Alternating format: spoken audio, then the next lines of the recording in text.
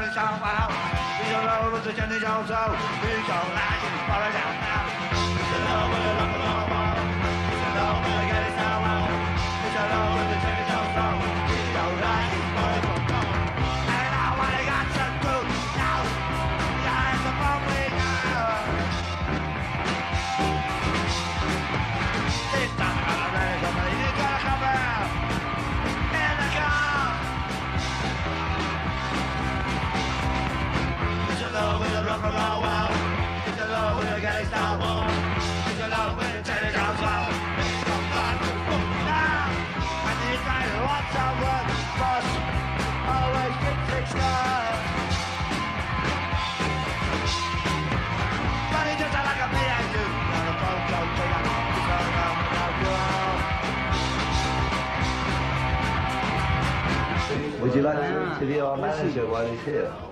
Catch him while he's hot. Bernie. Bernie. Bernie. Leave him. Sorry, that's Bernie Rose. Sorry about that. Come back. He invented punk. Bernie was the most extraordinary man that's ever managed a rock band. It's obviously too much for him. Bernie, had a 10-year jump on the guys. He was, 10 years older. But he was very in tune with kind of the counter-cultural movements and the legacy of counter-cultural movements. He would have known about the Paris riots in '68, or Kent State, or the Grosvenor Square riots. And, he was the one that, told the Clash, you've got to write about what you know about, what you understand. He had a fair point in the early days. I think he actually brought them together. He was a bit of a Malcolm McLaren. They had definitely had a very good relationship, albeit complicated. And I don't quite know what the relationship was between Mick and Bernie, and Joe and Bernie, and Joe and Mick. And it was this sort of triangle. You had a lot of trouble in Germany. Yeah, it's fucking horrible. I never want to come back here again. It stinks. I do though. Unless we're at war. It's great. So far. What do you think? It's been in hotels and it's been really horrible. A lot of older people have been very sort of like nasty to us. They're not sort of helping us at all. But it's the young people who are great. They're great. Like the concert tonight. They throw us in the fucking slammer. They ain't got a fucking hotel for us. The gigs are fucking useless. We ain't got a hotel. We got the police came round, dragged us out from the hotel. I mean, we really want to like Germany. Yeah. Well, I do anyway. I think it looks great. Mick Jones he lived in loads of different places around London. He's brought up by his gran. And he's a total music head. Like, from the age of 11, he was going to gigs. His childhood dream was to be a rock star. He had worked hard at his music. He had been in band after band after band. And he was a big fan of people like Mott the Hoople and the Faces, those kind of people's bands that British kids liked in the early 70s. They got to know Mott the Hoople really well. Mick and all his mates. They used to follow up and down the country, jump in the trains, get the trains for free, turn up at the gigs, blagging their way in, hang out backstage. And that's how he learned about rock and roll, because Mott the Hoople was very good to the fans, looked after the fans and let them stay in the hotel, which is very much part of the Clash kind of myth. He had authentic working class punk credentials. There just has to be new groups, and then that's what you got. The band that Bernie had kind of got together or kind of facilitated with Mick and Tony, they had rehearsals underneath a cafe opposite Paddington Station. And Paul Simonon turned up, not as a potential musician, but he was just there with his mate who was trying out on the drums. What Paul Simonon really was the guy that the Clash were actually singing about. Without him, they may have been a bit of a fake, but Paul Simonon was the real thing. The school I went to, right? I mean, they're sort of like, all the kids are supposed to sort of like be factory project, you know, that sort of stuff. And like, the school's sort of built, it's a real sort of depressing school and that. And you go there, you don't learn nothing. All you're sort of like working for is just to go into the factory which is around the corner, or something like that. And, well, most of the mates I know are all working in the factory. Are there a lot of your fans on the dole? I mean, do they feel the same way? Yeah, else they wouldn't come to our gig.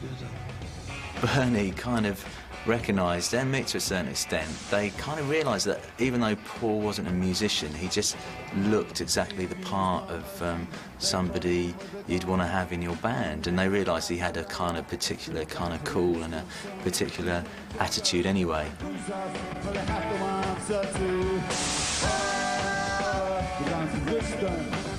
He had this attitude pose thing. You know, he was very much the kind of how you imagine punk to look.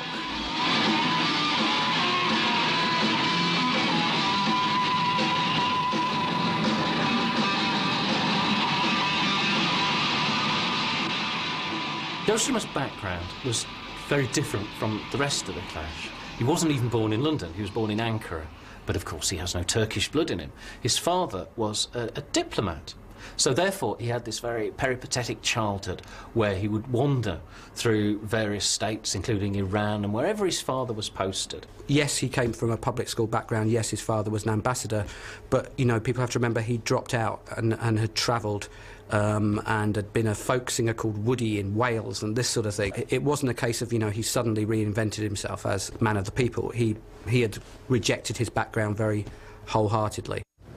If they weren't on the dole, would they be your fans? Well, I mean, if there was jobs, then they wouldn't be on the dole. Maybe we'd be singing about love and kissing or something.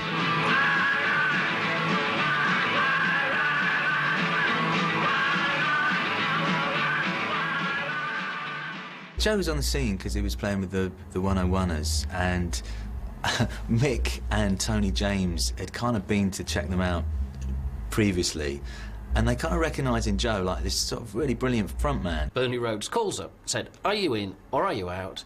If you're out, say so now." Strummer, 48 hours? Bernie Rhodes said no. Strummer said, "OK, I'm in." So Strummer walked in and he knew instantly it was going to work. He just said the chemistry was there. He just said it was absolutely fantastic. It was just like straight away it all fitted, you know, perfect.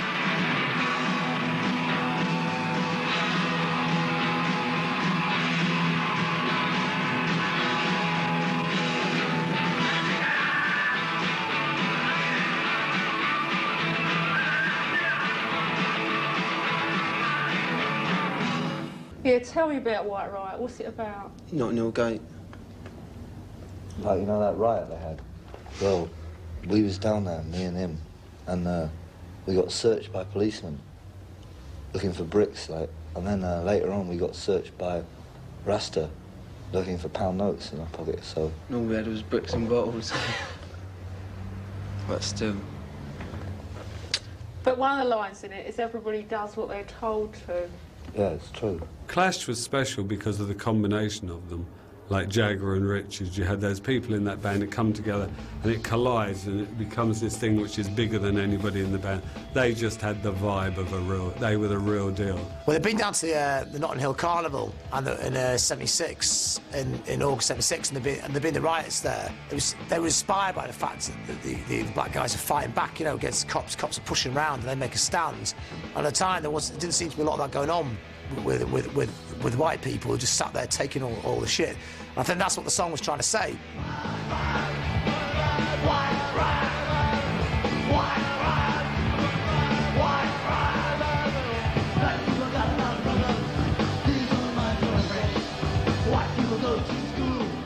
It's often said that the Pistols made you want to smash your head against the wall, but the Clash would give you a reason.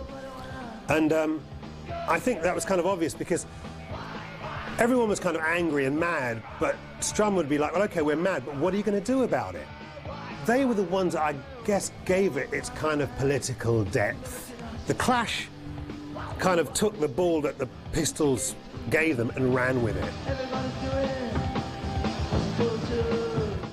I guess my white mates were coming up with their own soundtrack, something that represented the way they felt. I mean, I had mine, I had reggae music.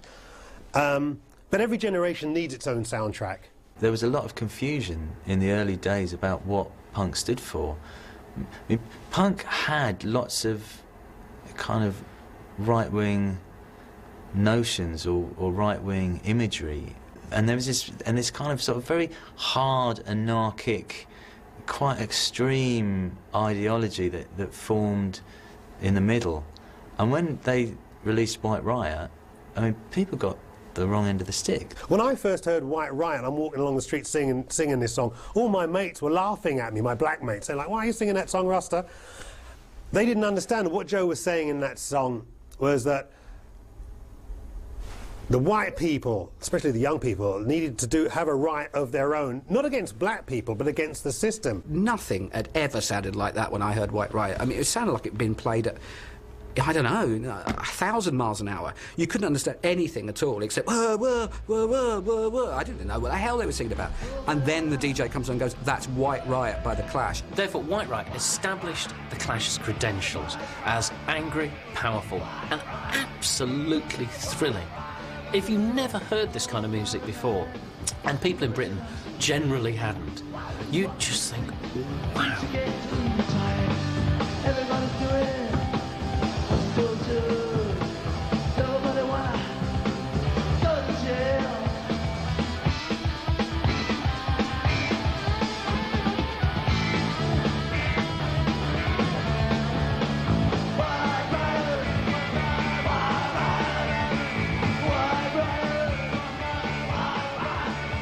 They were the hottest property going.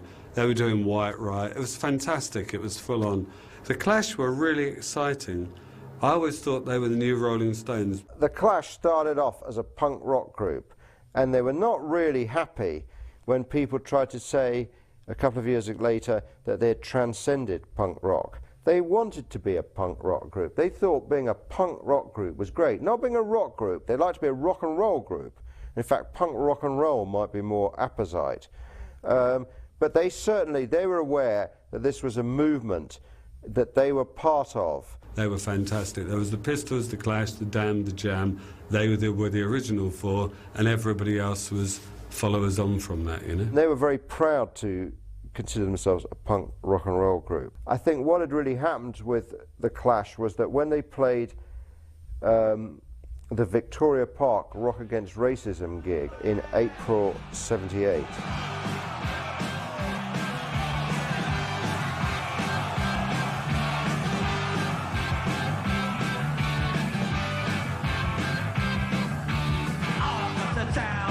That moment, they, and particularly Joe actually, became crystallized as the focus of the positive side of punk.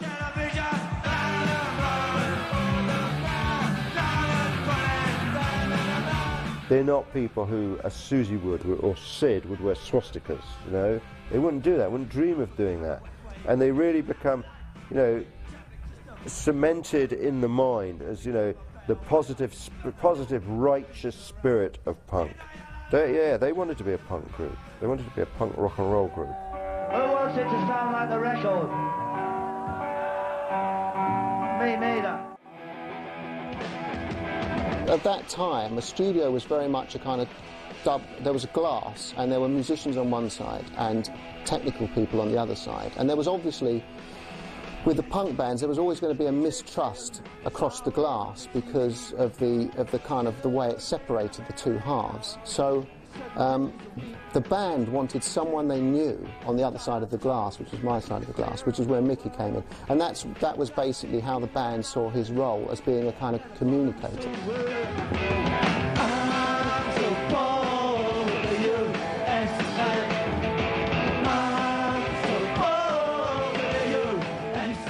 For a start, it took punk rock in a new direction. It wasn't a wind-up like the Sex Pistols were.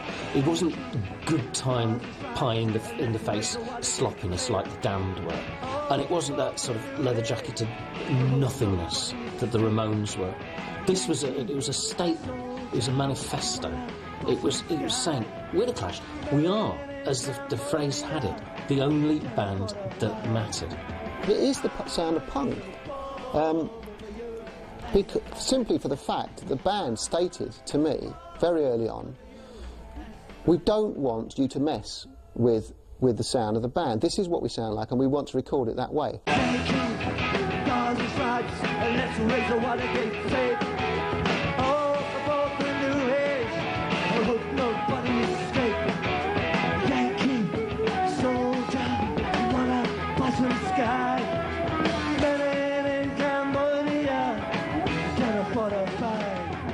It was the first proper punk album.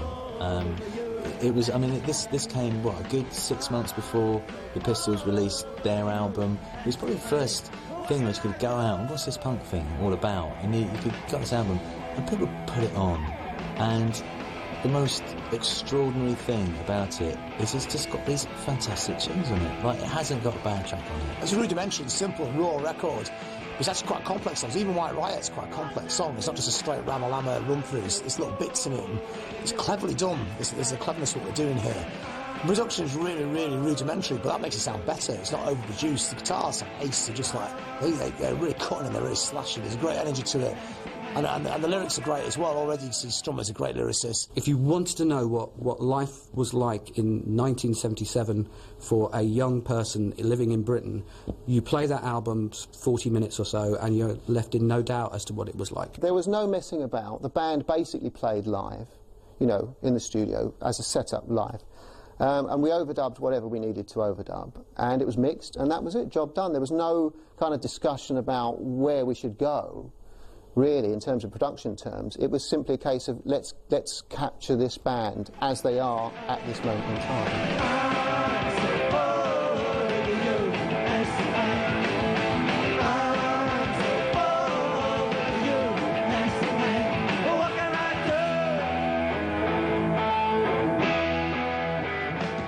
To me, the Clash were often as good a reggae band as they were a punk band.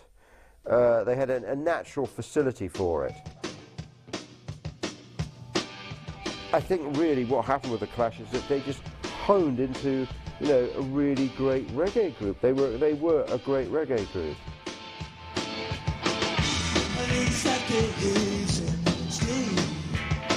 Oh yeah, scaring the nation with guns and ammunition. Police at the ears in the street. Oh yeah, scaring the nation with guns and ammunition.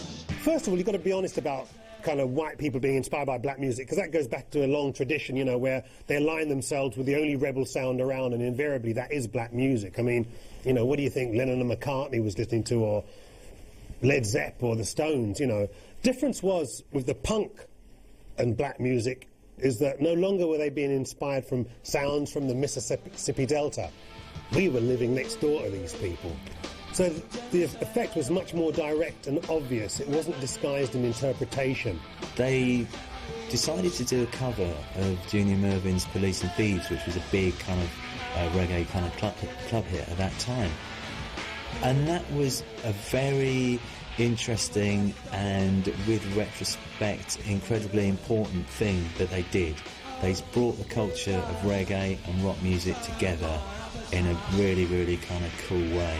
But they're doing the punk style, so it's kind of reggae, but it's kind of punk, and I think this is really important because it shows there's an escape route for punk. It doesn't always have to be blah blah blah fast punk. It's like it's like reaching out to another culture, which is the Rasta culture, which had a similar kind of beef with authoritarian kind of thing, and saying, look, we're with you. The song that seemingly was just set in Jamaica had a resonance here in the UK. We were all feeling the pressure. Now, cross-cultural fertilisation, it's part of the cause. But then, it's an extraordinary act of solidarity, of defiance, and of understanding that reggae was great music. Try watching it. Do it right, No one tries to stop it. Oh, please be God. Time war on the top.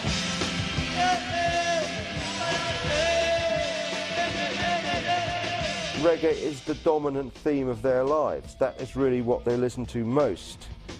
You know, I mean, it's as simple as that, really, and that's all around them.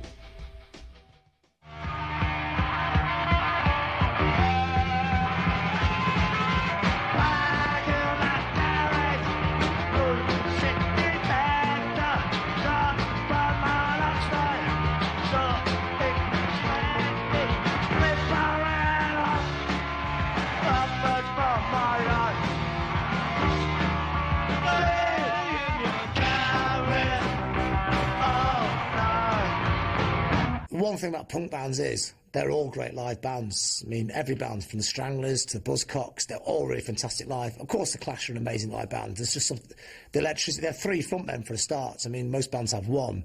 Simner's doing all these cool shapes at the side. Jones is just like living his rock and roll dream. And Joe Strummer is just so intense. He's exploding on the stage. He's doing that, flinging his head out there like that. And when you still clips of it now, it still looks really exciting. Just the passion and the intensity of the performance is amazing. You were spoiled for choice at any point if you saw him of who to watch. And then the drummers were pretty good as well. I mean, just the whole package. Whatever stage they took, they rocked. And there was always some controversy going on around the Clash that made them, each of these gigs, kind of an event of some sort or another. But they were so good, so exciting, and they had so much to say that very, very soon, after that first album, they transcended punk. They moved not just punk on, but the Clash moved music on too.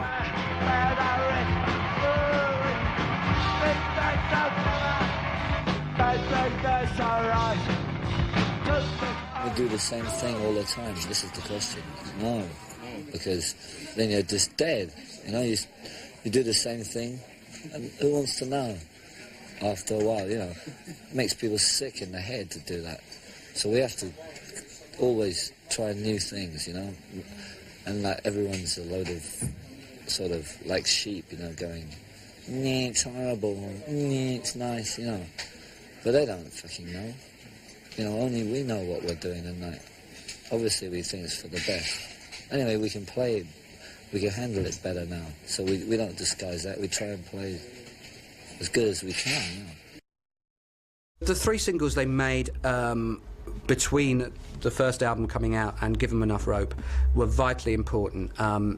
Given the 3 singles, Complete Control, Clash City Rockers and White Man in Hammersmith Palais. The thing with those 3 singles is, at the time when the Sex Pistols were splitting up, where it had all gone horribly wrong, what it did was cement the Clash's position as the punk band.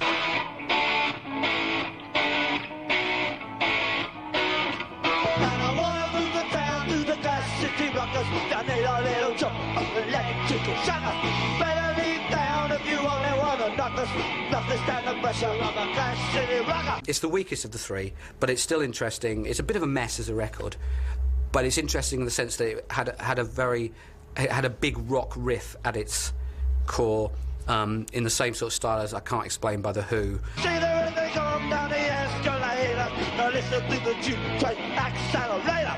Then you realise that you gotta have a purpose, but it's gonna knock you out. It was much more of a heavy metal type record. It had this epic element of trying to do sort of oranges and lemons in the middle, and also this thing that the Clash always did, which was, you know, making a myth of themselves. You know, Clash City Rockers. You know, giving themselves theme tunes, and it was the weakest of the 3, but it was still a big sounding record. Complete Control was the Clash writing about their favourite subject, which was themselves. The record company who they sold their souls to had forced them to release Remote Control as a single from the first album. They didn't like the idea of this. So therefore, they recorded a song on CBS about CBS releasing a Clash single against their wishes. CBS put it out, they promoted it, they marketed it, and the Clash had their first top 30 hit with it. Another reggae classic, and a personal favourite of mine, is, of course, White Man in Hammersmith Palais.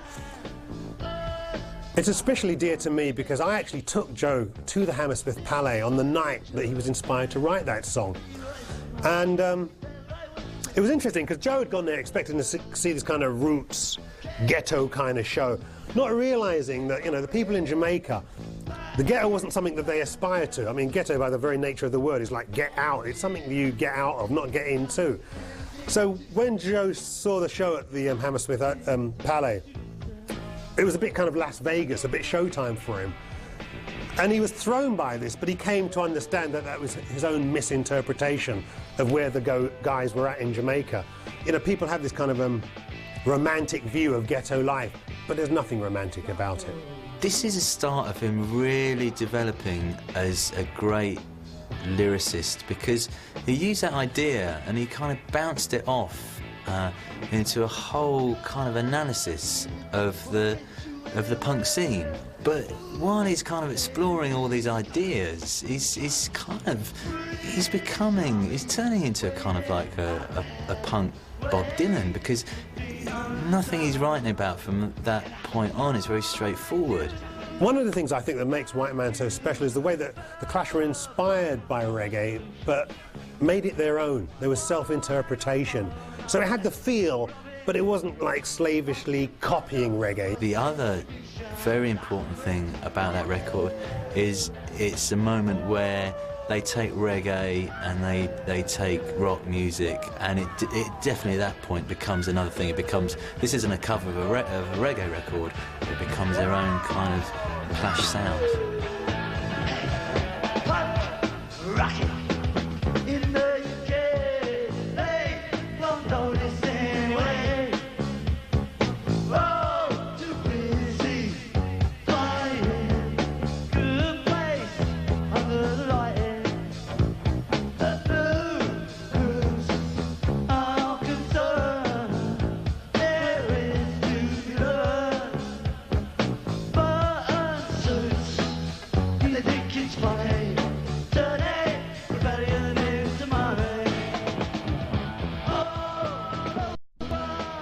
Sandy Pearlman was an American rock producer.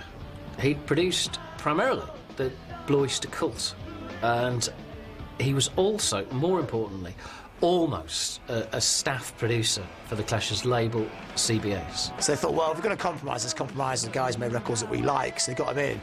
And he was a completely different kettle of fish. The second album is overproduced, and it's a lot of people don't like the second album, but I think the second album was quite an underrated record. But I think they didn't like the process of recording it, and Simon hated it, didn't he? Because he had to do these bass lines over and over and over again. So it kind of loses a bit of the spirit of the Clash. You know, it's not as spirited as the first album, but the songs are still really great on the record. Again, it was just part of their courage in moving stuff forward, that they weren't going to be dictated to by the punk community what they were or what punk should be. They thought, okay, we're going to do what we want to do. Mix experimentation with various things, double tracking guitars, backing vocal ideas, other instruments, the odd piece of piano. And as the recordings developed, more of that happened as Mick became more confident that those elements could be incorporated into the sound of the band. So that by the time you get to the stuff they're recording a year later, you're already hearing different elements and a much more confident attitude to what they want to do in the studio.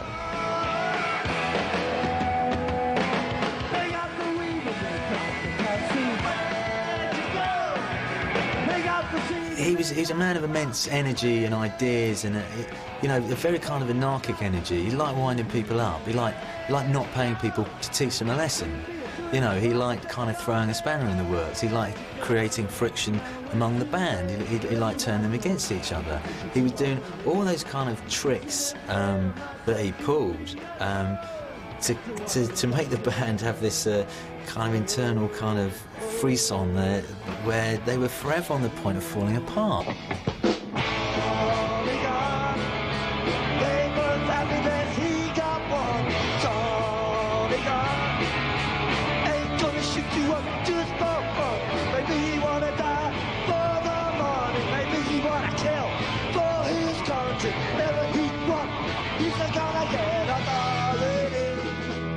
first album hadn't been released in the States because it was so raw, and then given enough rope, which was tailor-made, whatever anyone says, it was aimed at breaking the American market.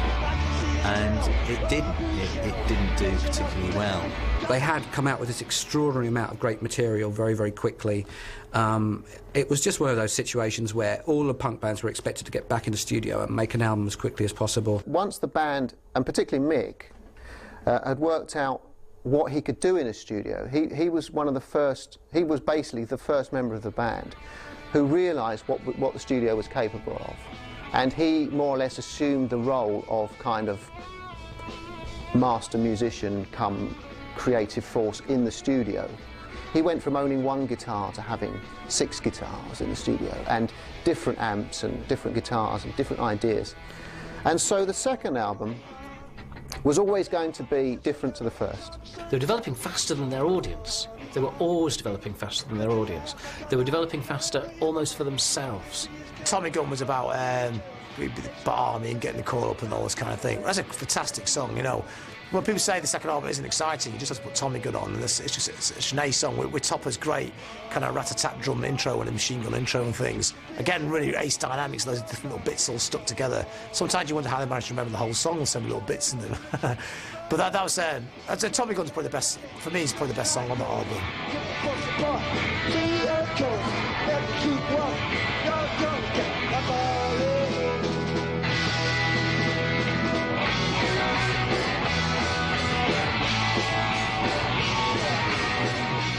I don't know, I reckon if you got all the people who own the factories and you know the ones who own it and take a large salary with a Rolls Royce, I reckon if you got rid of them somehow, put them in a camp or something, then the factories could go on working and you'd save a lot of money because the workers are doing the work. Right. And the same with the government. I mean, you've got a civil service all set up and everything runs smoothly, and it's the government ministers who make the decisions. But I think if you took them all away, I don't think anybody would hardly notice.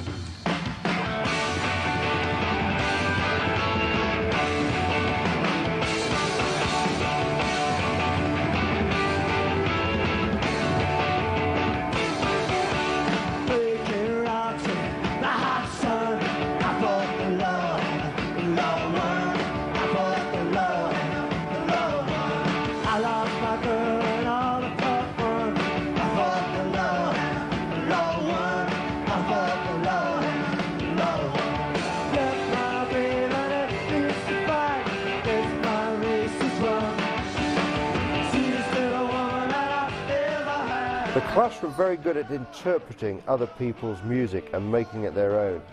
For example, I Fought the Law being a very good example of that, originally by Bobby Fuller 4.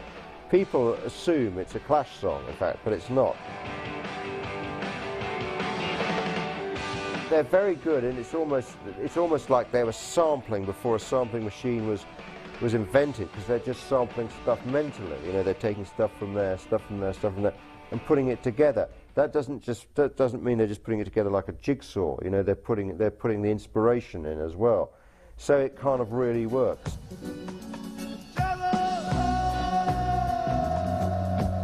Armageddon Time, which they would record straight after London Calling came out, is a good example of that, because the original by Willie Williams had come out within the last 9 months, maybe even less, before they recorded it. And it's a fantastic tune.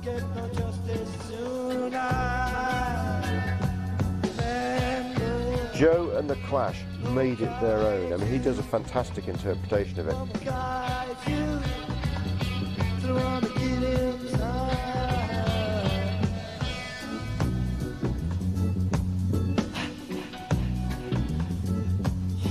But there's beautiful musical arrangements on their version of it, courtesy of Mick Jones. And later, when they segue it into Magnificent Seven and back again into Armageddon Time, you know, it shows how they're developing original, you know, material by other artists. And it's just, they manage to make it their own. But really, the best material by them is their own.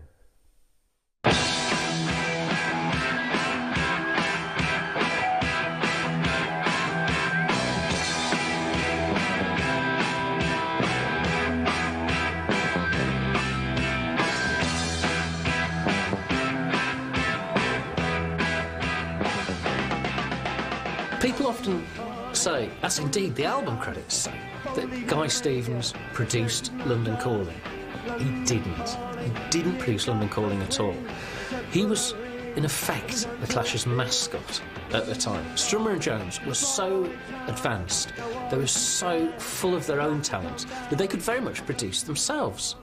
Now, Guy Stevens, he liked his pills, he liked his drink, and he was an emotionally charged character. He did loads of crazy stuff, but he really entertained the band. And one of the most important things in the studio to make rock and roll records is have a great atmosphere. If you've got a really good vibe, you'll make a great record. With Sandy Pearlman, the vibe was like dead, and they still made a good record, but it's not as good as London's Calling. And he did things like they come in and they set up, and to get warmed up before they played a song, they did Brand New Cadillac. They just did it as a warm-up. And Guy Stevens goes, great, that's it, in the can, one track. And they go, but it speeds up towards the end. And he said he shouts back, but rock and roll's meant to speed up towards the end. Whereas nowadays, it's like click track, click, click, click, everything's the same speed. When you listen to Brand New Cadillac, it sounds really exciting, because the bands naturally play faster towards the end of the song, because you get more and more excited.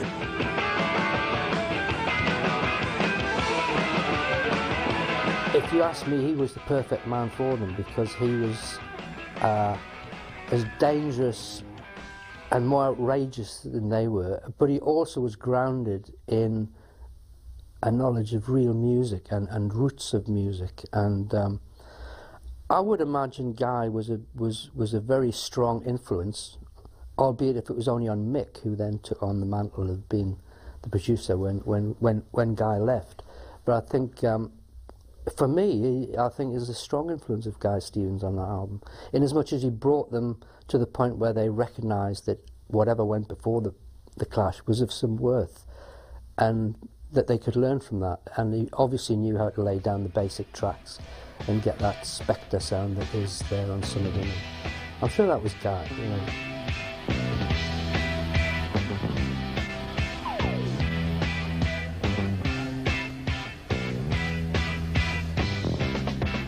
I don't reckon there's any track on it that remotely resembles 1977 punk. They were the first ones to break free of that kind, you know, the shackles that punk had become, you know, thinking that it had to be about loud, fast guitars. I mean, you can be silent and deadly too. So, but it's interesting, if you look at the first album, the difference between the first album and London Calling, they seem miles apart. But if you understand where they're coming from, there is a continuity, and the Clash weren't afraid to grow. They were still interested in their rebel myths, exactly the same as they had been on Give 'Em Enough Rope. But what they seem to have learnt to do on London Calling is to find other people to put those myths through, instead of it being about them, you know, we're the last gang in town, that kind of nonsense. You know, it was about finding Montgomery Clifts, about singing about Rude Boys, about singing about Stagger Lee, about singing about using a rock and roll rebel like Vince Taylor and playing one of his songs, and understanding that was the Guns of Brixton again. And you know, I mean, it's just one of the most extraordinary pieces of rock music ever made.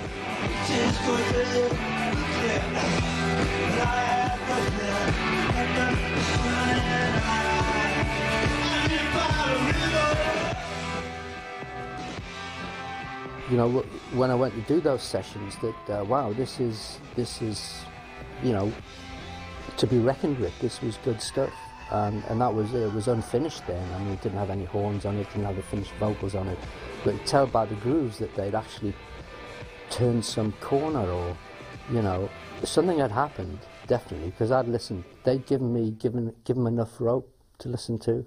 I couldn't listen to it. I couldn't hear anything. It was just like, you know, coming at me, great energy, etc. But musically, I couldn't discern anything. Whereas I went up to do his album, and everything was clear and everything was grounded in real music. You know, I was impressed.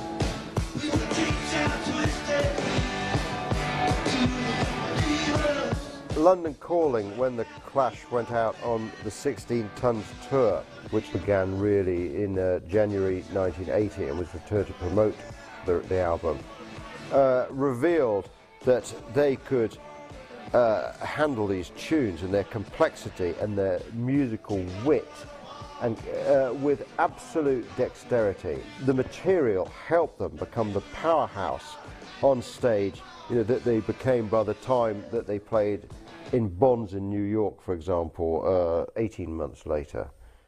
It helped the depth and width of this material really helped the Clash's live set, because there's a lot of songs for a start.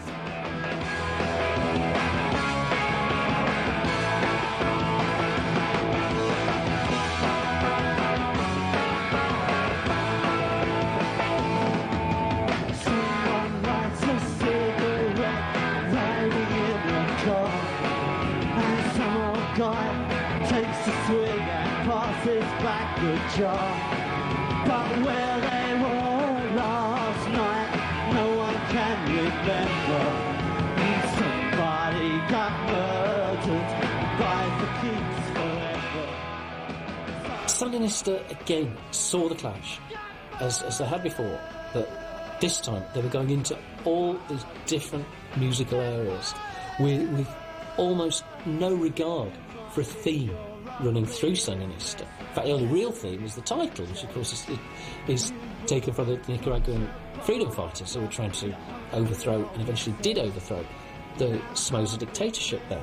It educated an entire generation about things like the freedom fighters in Nicaragua and the harm that America was doing in Latin America. Joe had this idea that, you know, music was like a global radio station, and he really maximised that. And you know, you can see that in his lyrics. I mean, sometimes Joe's got more ideas in a couple of rhyming couplets than some people have in their whole album. Big one, yeah. I think they've really got one absolutely fantastic album there, but they released like 4. You know, it was a ridiculous amount of stuff to actually take in. But if you condense that down, I think they would have had another sort of London Calling on their hands, personally. Sandinista was ahead of its time, there's no doubt about that. I mean, it's a dub album, it's a jazz album, it's a soul album, it's a calypso album, it's got spoken word bits on it, it's got silly bits on it, it's massively long.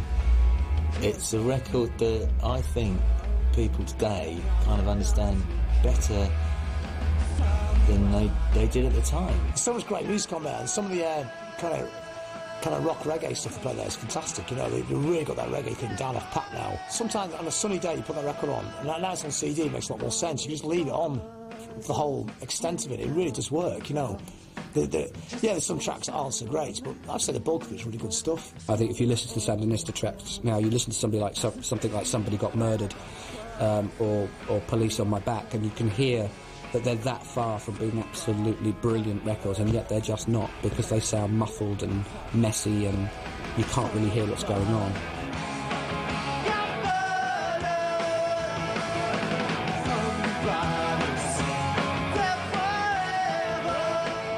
We're about to present a song off their current triple record album, which is called Sandinista. It's called The Magnificent Seven. Would you please join me in welcoming to our show, The Clash.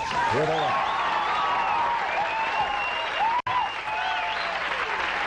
Don't you ever stop, how long enough to stop? Get your car out of that gear. Don't you ever stop, how long enough to stop? Get your car out of that gear.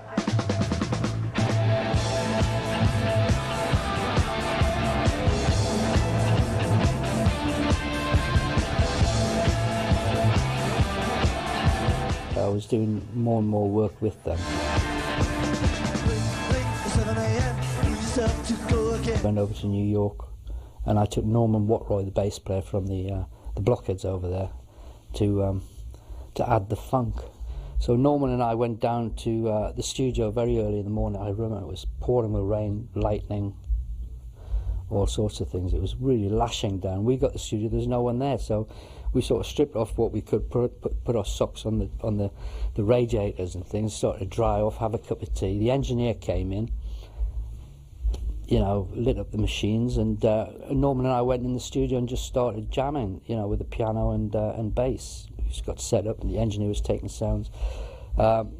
the Clash came in the middle of it, and said, what's this? And we said, oh, just jamming. So they, next thing we know, they'd sent out for another 16 or 32 track machine, wherever they were working on. There were loads more reels, and they copied what we'd done to that reel, and then they cut the two things up into sort of verse, chorus, verse, chorus, verse, chorus. Joe went out and wrote a lyric, and that was Magnificent Seven. Rain, rain at 7 a.m. Move yourself to go again. Cold water in the face brings you back to the sharp old place. Like old nuts and your bankers too. Must get up and learn those rules. When a man, a crazy kid, wants his sun and wants his sleep. AM, the FM, the PM too. Turning out that boogaloo. Gets you up, I get you out. But how long can you keep it up? Give me 100, give me Sony. With phony, I'm gonna die. Indian sense, English pounds and Eskimo pants. You love! Don't stop, give it all you got. You love! Don't stop, give it all you got. There's another one called Lightning Strikes, which was a jam, and it was about the day, because as we came to the studio, it was lightning, it was rain, there was, you know, so it was an on-the-spot sort of thing, yeah. So there was a lot of creativity went down from the Blockheads end, I think.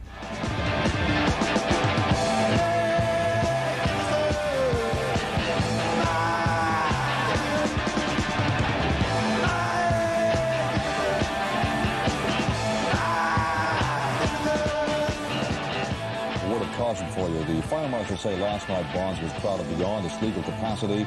So if you want to see the Clash tonight for the midnight performance, you have to have Ticketron tickets, or they won't let you in the front door. Tickets to their week-long stint in Manhattan, oversold by Bonds Casino. Peter Bannon is standing by live now in Times Square, where fans are lining up for tonight's show. The Clash sold 3,500 tickets each for a week of shows. Last night, although there was no problem, fire marshals determined 1,800 was a safe capacity based on the number of fire exits. The Clash decided to honor Ticketron tickets sold nationwide for the night on the ticket. For the rest, they have rescheduled another show for each overbooked night, or given the folks the option of a refund. That news crackled around America and made people understand, well, I'd never heard of this Clash lot, but, you know, normal rock bands don't get their fans fighting in the street because they couldn't get into the gig, you know, and they certainly don't bring New York, you know, the scene, done everything town to a standstill. It was the moment they took New York. They had on Sandinista, they had Magnificent Seven, which is essentially a rap record. It's probably the first British rap record. The hip-hop thing's starting to take off, and that had a big effect on the Clash, especially Mick Jones, because all of a sudden they're writing things like Mag 7 and Lightning Strikes. And then some of the black radio stations are picking up on these tracks and playing them on the radio stations. So that was a buzz for them to kind of embrace hip-hop and make it part of their repertoire. The Clash picked a dozen other groups to appear with them as opening acts in the hopes of opening ears to different music. Last night it was the New York rapper stars, the disco DJs who have turned their platter chatter into an art form. Okay. Let me ask you about the Bonds concerts. We're in the middle of them. Okay. What happened down there? Do you know what happened so that a lot of people had to wait to get in and the place supposedly was oversold? What did happen to the best of your knowledge there? Well, as far as I think every club in New York jams in as many people as possible, well, anywhere in the world. And the fire department, sometimes they come down, sometimes they don't, you know? And they happen to come down. I mean, we kind of walked into the situation blind. You know, we've just been touring Europe. And we come straight here from Europe without a break. And we just thought, well, we got we sold out 7 nights in this nightclub called Bonds. And the stand-up venue, everything is cushty-mushty. But then we arrived, and the fire department, the building department, they're all shutting the place down faster than we can open it, you know. But it's all right now, because we're here for the duration. I understand that, but many groups would say, look, we're going to play the 7 performances, and then no matter what happened, no matter how many people have to stand and wait, we're going to go home. Right, let's go. Oh, no. you did not do that. We don't want to poo-poo on the fans. You know, it's very important that, seeing as they've bought tickets, right, we feel it's our responsibility to honour it. Can I ask what you're putting on me? It's a nice cash bag. Oh, okay.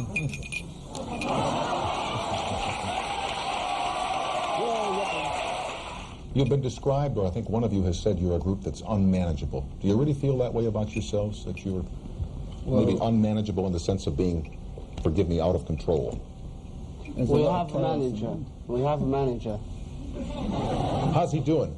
He's doing... We've had him before as well. We've had him before. And then he went away for a while and came back, huh? He went to the funny farm. Oh. Where life is beautiful all the time. Nice and happy. Fairport Lounge. Bernie Rhodes was reinstated shortly after Sandinista was completed, but shortly before it was released. He kind of comes in at the tail end and tries to revamp the whole situation, but it's probably too late by then with those ideas. The scenes moved, the scenes changed. There was a moment of time which the punk thing, you could not get back to that time again. And his relationship with band members isn't so good either, so it does speed up the band dissolving completely. It was the beginning of the end, because I think it was the first major decision in the Clash's career which Mick was kind of overruled on, and he very much didn't want Bernard back, and Joe and Paul did, and you can look back and you can see this was the beginning of the parting of ways. I don't think everybody wanted to get back with Bernie. I think Joe did. Maybe he'd lost his way somewhere and was trying to, you know, find his footing again by going back with Bernie. But it didn't work with me and Bernie. Strum and Simon have a little swing back to the punk rock thing here. They want to get the band to be a bit more punk rock, street, get back to our roots kind of thing. I think Mick Jones is living in a different kind of world now. There just seemed to be a widening rift. There was Strummer and Simonon in one camp, there was Mick Jones in another camp, and then there was Topper Headon, who was so strung out by this time on heroin that he really wasn't any use to either camp. At the start of 1982, the Clash toured the Far East for the first time, and they played Japan. They're loved in Japan. They play Australia, and Australia's been waiting to see them for, you know, since 1977. So they're breaking into new territory. They're kind of going global, but at the same time, there's a fundamental problem in the band, and that's Topper's heroin habit. It's very difficult to work with someone who's on heroin. I mean, get them in and out of countries is difficult enough. You know, if they're carrying stuff on them, everyone's going to get in trouble. You know. It's not his drumming was getting hard. He couldn't get through whole sets. It's difficult for him. He's getting, because they Clash used to play like 2.5 hours, like really massive long sets.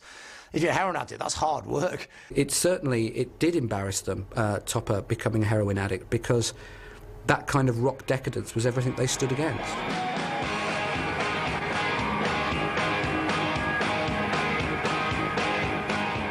Producer after producer that worked with the Clash sort of have a stunned amazement about Topper Headon, and it's not just he was the best drummer.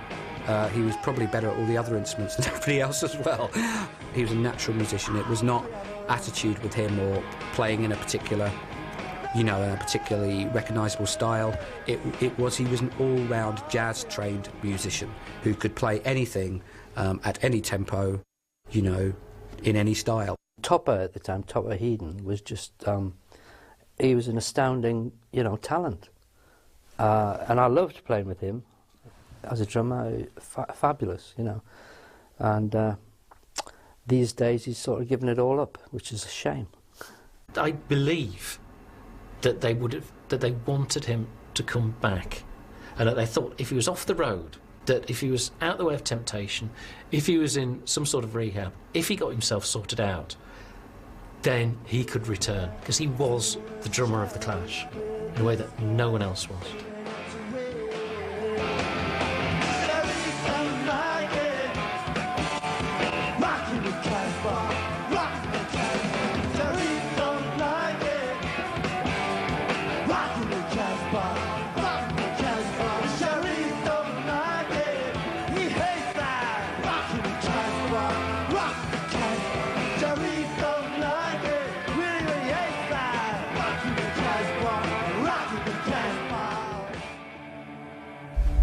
The Clash would be the first to admit, and it's kind of obvious, that in their attempts to do the right thing, sometimes some of the things came off a little heavy-handed.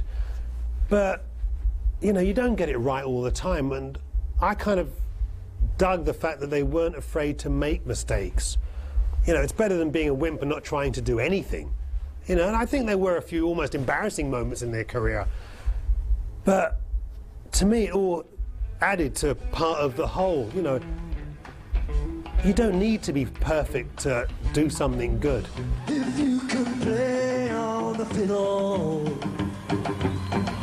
how's about a British chick and Rio? Speaking King's English in quotation, as down at Townsville, the steel mills rust. It doesn't actually sound much like The Clash, does it, when you hear it? But it's got like... Well, it's interesting because they've gone off somewhere else. It's quite different from Sandinista. They swerved off. There's a lot of New York in that record. You can hear a lot of the electro stuff soaking in there. But there's some great songs on there. This is your paradise. They were now a band who sounded like quite a lot of other standard rock bands. They'd lost that unique sense of morality, of power, and of seeing the musical world as broadly as they could. What happened was, like, Mick's musical vision departed from Joe and Paul's. Mick produced and mixed a version of the album which was essentially another double album. But it was decided that by the record company and basically the other guys in the band that they couldn't put out a double, and they brought in somebody, Glyn Johns, to chop it down to a single, very much against Mick's wishes. So you have another episode in the story where Mick is being kind of overruled by the other guys in the band, even though in some senses Mick was the driving force behind the music in that band, and thus you start to see the beginning of the end. The demise of The Clash, you know, I've got a different take on it. I mean, it was never about longevity. It was about, you know, having a window of opportunity and what you did with that window of opportunity, making the most of the space that you had, you know. And, you know, most of the cool bands that I'm into, if you check out their career, it's usually about a 7 or 8 year span. And it occurred to me that maybe, you know, to grow as individuals, you have to break out of that kind of gang thing. You know, to the point of where I'm almost suspicious of people that are together for longer than 7 or 8 years. Longevity was never the point. And, you know, people cite, you know, musical differences, Mick becoming a problem. Me, I don't know, I don't even care. I mean, for my money, you know, the longer bands are around, all they do is end up destroying their own myth anyway.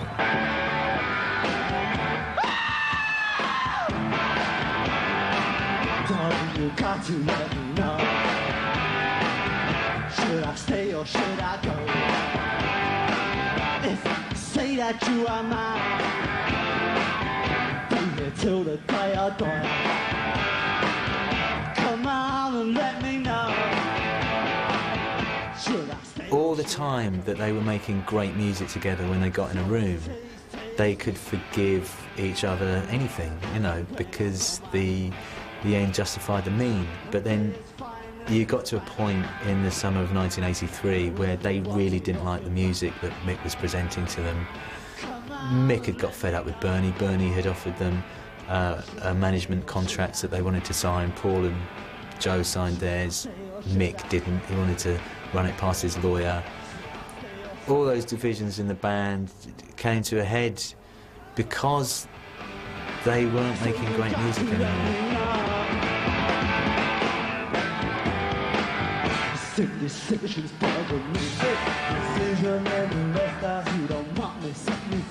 Clash is often perceived as finishing when Mick Jones was kicked out.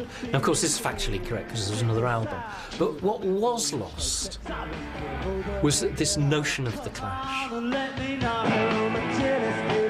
Should I cool it or should I blow?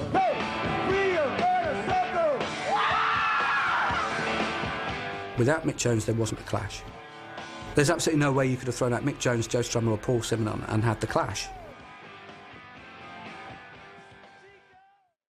When they recorded the album with Bernard as the producer, that Cut the Crap in Munich, I mean, it's quite clearly all that musicality and genius that Mick brought to the Clash was gone. I mean, Joe was still writing pretty good lyrics, but that was all that was left. There was everything that was good about the Clash had just sort of been poured down the drain. That belief that you can write a very, very basic rock song and just kind of shove a beatbox over the top of it, and some synths maybe, and that somehow it's like hip-hop or it's like electro. If you ever want proof that that's not the case, then listen to Cut the Crap, because, you know, there's not a danceable moment on it. It's just a mess. The reviews, I mean, obviously the chart position did pretty poorly, but the reviews were savage, and obviously I think it was a strange moment of realisation for Joe Strummer, that he realised that he'd gone along with this idea of calling the album Cut the Crap, and that this was a gift to every critic of the band. They'd cut a piece of crap, you know, and I think that was kind of the last straw, when it suddenly kind of hit him, you know, as every reviewer lined up to use the Cut the Crap pun, that of just what a monumental folly it had all been, and he just called a band meeting and essentially, you know, gave the other three their cards. What is your motivation, as I said again in introducing you, for selling records at discount prices or lower prices? Same as the same tickets. reason, but where do you get this motivation? Because a lot of groups, all they come into the business for is to make a lot of money and to hell with the... Yeah, but we used to be them.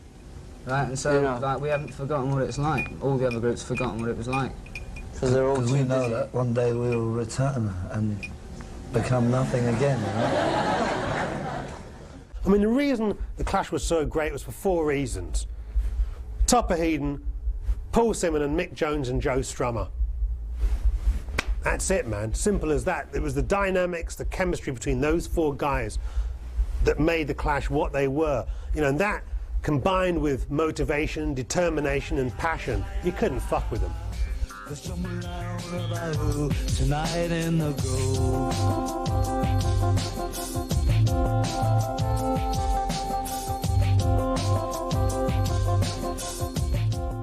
After the demise of the Clash Mark II, I think Joe was treading water for a bit, but then when he discovered some like-minded people that would become the Mescaleros, things were really looking up for him. I mean, I was lucky enough to film the last show at the Brixton Academy, and it was fantastic. I mean, there was the passion there that had always been there, and he was no longer relying on the Clash's back catalogue. I mean, he slipped a few of those numbers in, but, you know, Joe Strummer, you know, hard man to kind of beat.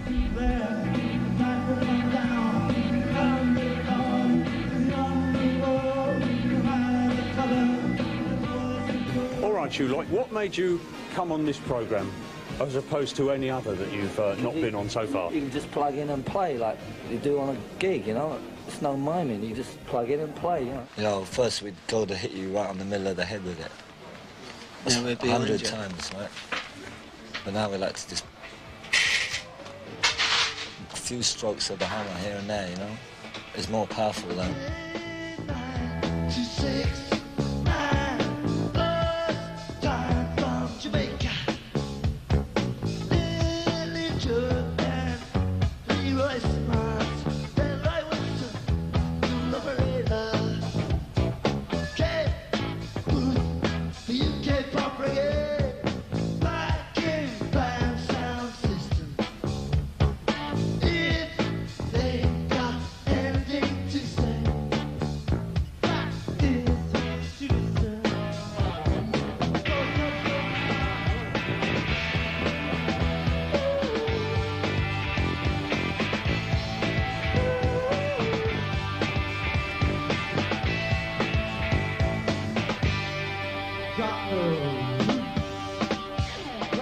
The Clash's body of work just stands up. I mean, the funniest thing about it is, like, 85% of it isn't punk rock. It's this weird kind of world reggae, dub, Clash kind of music.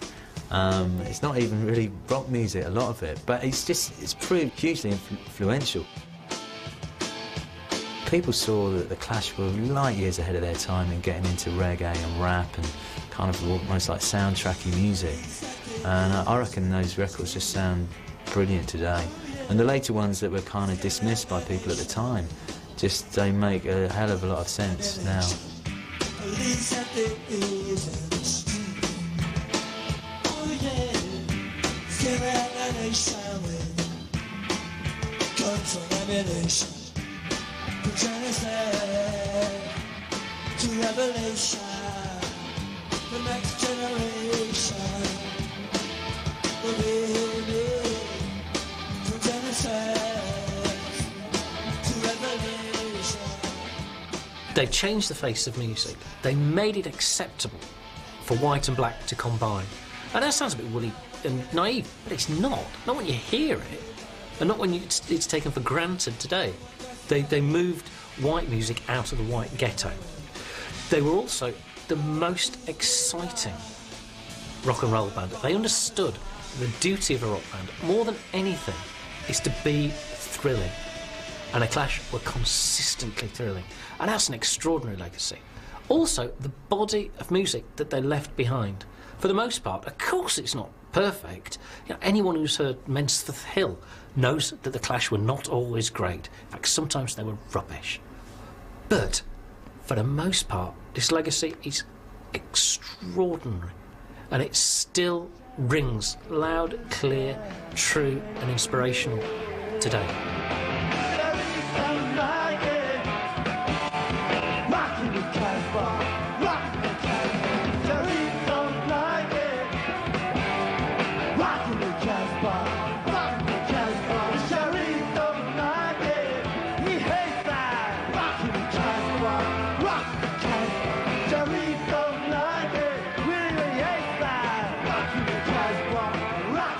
I think the Clash's legacy is really that they happened in spite of the business and not because of the business. You know, the whole DIY thing, the whole thing about a good idea attempted is better than a bad idea perfected. You know, making your problems your assets. You know, the Clash were the embodiment of all these ideas.